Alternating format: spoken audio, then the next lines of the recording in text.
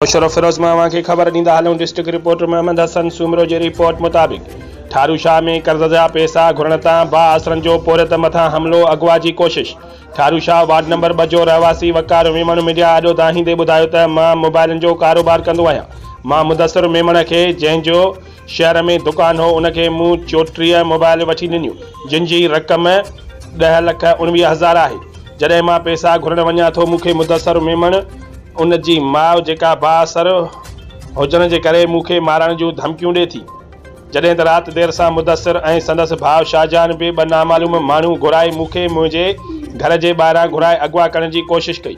जॾहिं त मुंहिंजी दाहुनि ते मुंहिंजो भाउ ऐं मुंहिंजो मासड़ निकिरी आया, पोइ असां हिक ॼणे शाहजहान मेमण खे सोघो करे वरितो।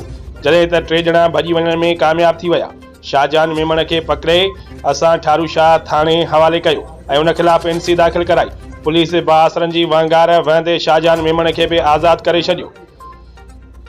हुन IG सिंध DIG शहीद बेनज़ीराबाद SSP नौशरो फिरोज़ खे अपील कंदे चयो त मां ग़रीब मिसकिन आहियां, मूंसां इंसाफ़ करे मूंखे पंहिंजो हक़ ॾियारियो वञे। छा नालो आहे? छा थियो आहे?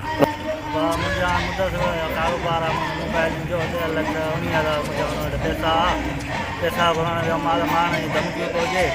अॼु 5-6 ॼणा मुंहिंजे घर ते आया आहिनि, घर ते घुरण आया आहिनि। मां ॿाहिरि निकितो आहियां, मूंसां विड़िया आहिनि। विड़ण खां पोइ 3-4 ॼणा भॼी विया आहिनि। हिकिड़े ॼणे खे शाहजहान खे पकड़े ऐं थाणे ते ॾियण आया आहिनि। मुंहिंजो भाउ, मुंहिंजो मासड़ पकड़े थाणे ते ॾेई विया। हाणे छा मुतालबो आहे तुंहिंजो? SP नौशरो फिरोज़ हिते जो ठारू शाह खां मुतालबो कयो वञे त मुंहिंजो इंसाफ़ कयो वञे, मूंखे हक़ ॾियारायो वञे।